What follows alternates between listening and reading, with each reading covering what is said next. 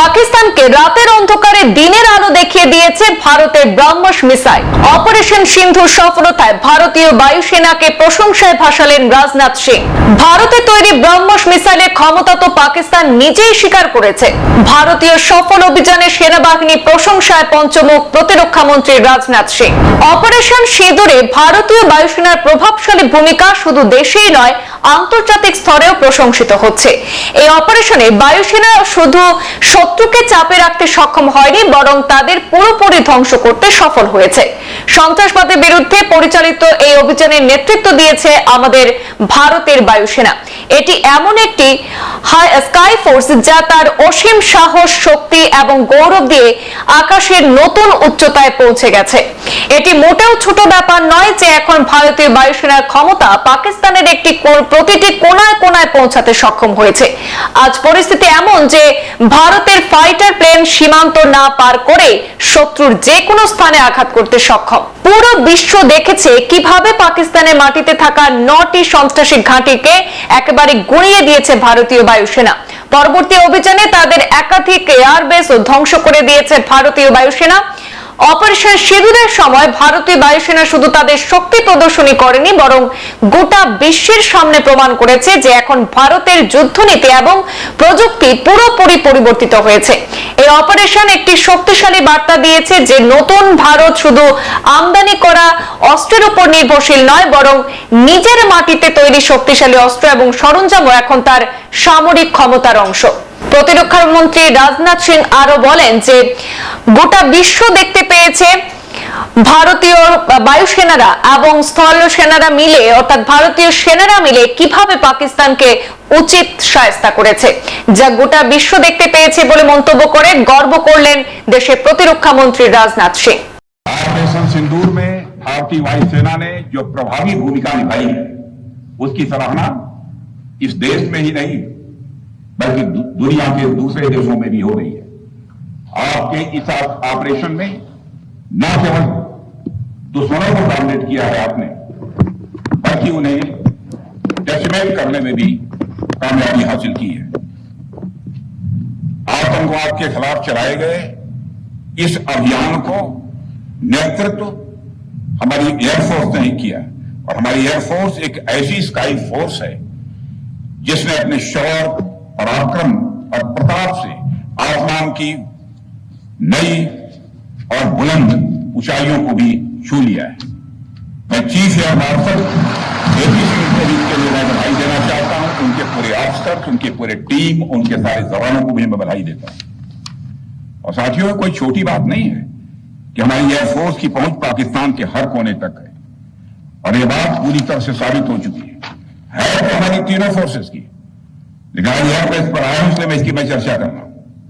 और आज स्थिति यह है कि भारत के फाइटर प्लेन बिना सरहद पार किए ही यहीं से उनके हर कोने तक सीधा प्रहार करने में पूरी तरह से सक्षम है। और पूरी दुनिया ने देख लिया, पूरी दुनिया ने देख लिया है कि कैसे आपने पाकिस्तान की धरती पर मौजूद आतंकवाद के 9 ठिकानों को ध्वस्त कर दिया। बाद में की गई कार्रवाई में उनके अनेक एयरबेस भी तबाह कर दी है। ऑपरेशन सिंदूर के दौरान इंडियन एयरफोर्स ने केवल पराक्रम ही नहीं दिखाया है, बल्कि पूरी दुनिया के सामने प्रमाण भी दिया है। प्रमाण इस बात का कि भारत की युद्ध नीति और टेक्नोलॉजी यानी तकनीक भी दोनों बदल चुकी है। आपने प्रधानमंत्री मोदी जी के नेतृत्व में नए भारत का संदेश पूरी दुनिया तक इस बार पहुंचा दिया है।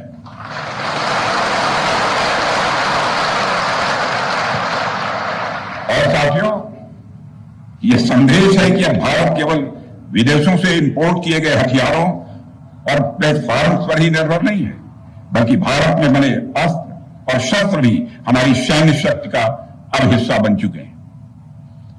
अब भारत में बने और भारतीय हथियारों से बने हथियार भी अचूक और अभेद्य है। यह पूरे विश्व ने देख लिया है। ब्रह्मोस मिसाइल की ताकत को तो पाकिस्तान ने खुद स्वीकार कर लिया है। हमारे देश में कहावत काफी पुरानी है, और वह है दिन में तारे दिखना।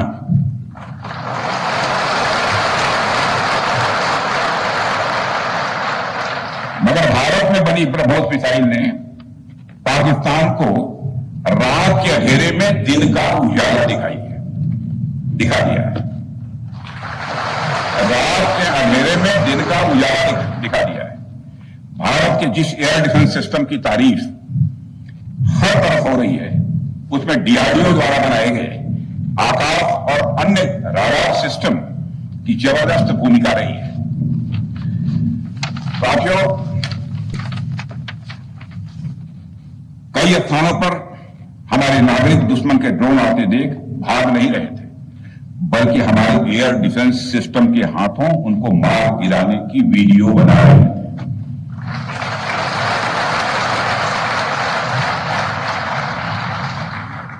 अब ड्रोन देखकर लोग भागने लगते हैं, लेकिन हमारे भारत के नागरिक वीडियो बना रहे हैं।